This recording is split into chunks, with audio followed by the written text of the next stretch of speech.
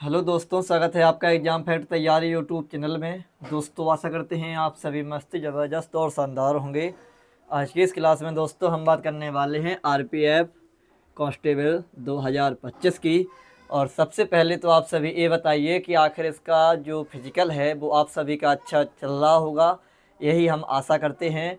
और इसके फिजिकल में कितनी मेहनत आपको करनी पड़ रही है, इसके बारे में कमेंट बॉक्स में ज़रूर बताएं। क्योंकि दोस्तों जब मैं भी एकेडमी जाता हूँ अपने गांव से 25 किलोमीटर दूर, तो वहाँ पर जो मेहनत हमसे कराई जाती है वास्तविकता में भाई, वह मेहनत केवल आरपीएफ कांस्टेबल का बच्चा ही समझ सकता है।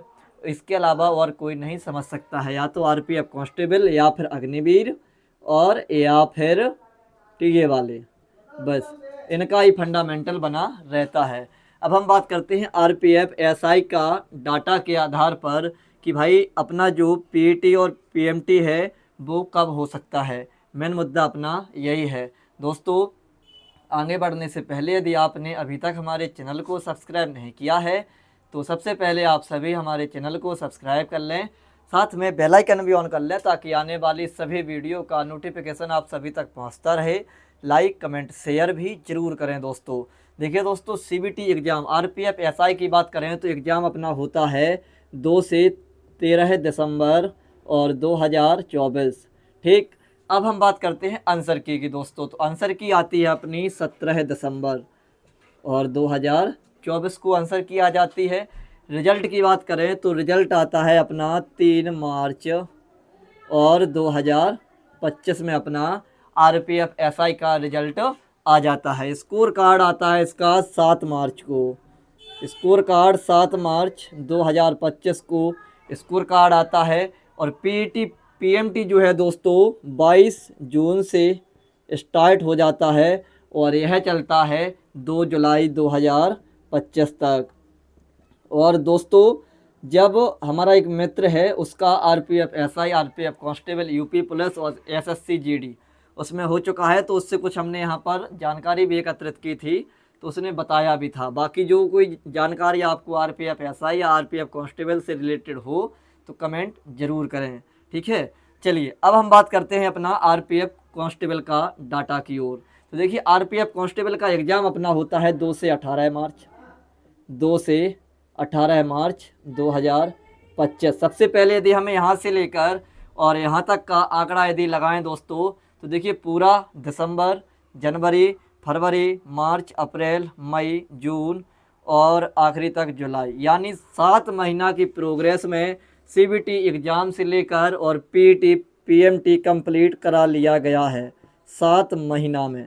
ठीक, अब 7 महीना यदि हम लोग यहाँ से लगाएं अपना 2 से, ठीक है, तो 2 से ही हमने काउंटिंग यहाँ से की थी, तो 2 मार्च से काउंटिंग यहाँ पर करेंगे तो पूरा पूरा आपका मार्च, अप्रैल, मई, जून, जुलाई, अगस्त और सितंबर।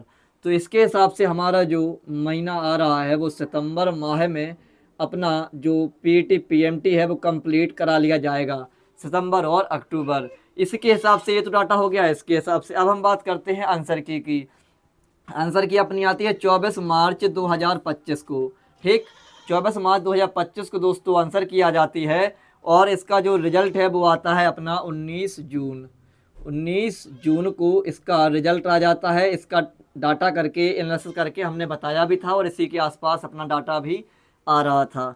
अब बात करते हैं स्कोर कार्ड की। तो स्कोर कार्ड अपना 20 जून और 2025 को स्कोर कार्ड भी जारी कर दिया जाता है।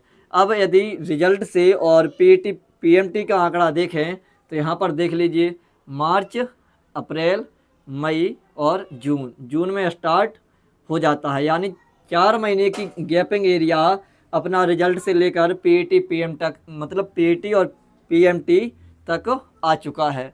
4 महीने का यहाँ पर फासला आया है। तो देखिए रिजल्ट से लेकर यदि हम इसका आंकड़ा फिर से यहाँ पर निकालें कि रिजल्ट आया अपना 19 जून। ठीक है, यहाँ पर देखेंगे जून तो निकल ही चुका है क्योंकि मार्च तो स्टार्टिंग में थी, तो अपन लोग जुलाई से मानते हैं आंकड़े, जुलाई, अगस्त, सितंबर और अक्टूबर। यानी सितंबर, इसके हिसाब से सितंबर और इसके हिसाब से भी हाफ सितंबर, यानी आधा सितंबर हो जाएगा अपना। यानी अपन लोग ऐसा समझ सकते हैं कि हाफ सितंबर और सितंबर, हाफ सितंबर से स्टार्टिंग हो जाएगी। और यहाँ पर अक्टूबर, सितंबर और अक्टूबर में आरपीएफ कांस्टेबल का जो फिजिकल है दोस्तों, उसके बिल्कुल आप यकीन मानिए इतना देख लीजिएगा कि भाई 80 से 90% अपना जो फिजिकल है वो सितंबर से लेकर अक्टूबर में हो जाएगा। और हो सकता है ये लोग इस डेट से जल्दी भी करा सकते हैं, लेट जाने की संभावनाएं कम है, लेट भी हो सकता है, लेकिन अपना जो आंकड़े के हिसाब से डाटा आया है वो आपका माह है सितंबर और अक्टूबर। इसके बाद आप लोग अपनी अपनी रनिंग टाइमिंग बताइए कि आपकी रनिंग टाइमिंग कितनी आई थी। इसके बाद हाई जंप और लॉन्ग जंप भी बताइए। यदि इनमें किसी भी प्रकार की आपको समस्या आती है तो आप कमेंट करेंगे, हम उसका रिप्लाई आपको देंगे। अब हम बात करते हैं अपनी। तो दोस्तों आज ही सोमवार था और आज हमने टाइमिंग भी लगाई थी हमारे एकेडमी में हमारे सर जी के द्वारा। तो हमारी जो टाइमिंग है दोस्तों वो 6 और 11 आई आज, 6:11 के आसपास बनी है हमारी टाइमिंग। और 6 और 6:10 के आसपास हमारी जो टाइमिंग है वो बनी रहती है। हाई जंप की बात करें तो 4 फीट जो हाई जंप है वो हमारी क्वालिफाई है। अभी आपको एक शॉर्ट वीडियो के माध्यम से भी मिल जाएगा ताकि आप लोग कन्फर्म भी हो सके कि हाँ। लॉन्ग जंप की बात करें तो लॉन्ग जंप भी हमारी जो 14 फीट अपनी हाइट है ना, वो 14 फीट लॉन्ग जंप, ये भी हमारी क्वालिफाई है दोस्तों। देखिए जब अपना क्या आया था, आंसर की आई थी, यानी 24 मार्च को अपनी आंसर की आने के बाद 27-28 मार्च से हमने एकेडमी ज्वाइन कर ली थी। और जब से लेकर आप समझ सकते हैं कि आज तक और आज के बाद भी आगे तक भी अपनी प्रोग्रेस अभी लगी हुई है। तो देखिए मेहनत बहुत ज़्यादा हो रही है इसमें।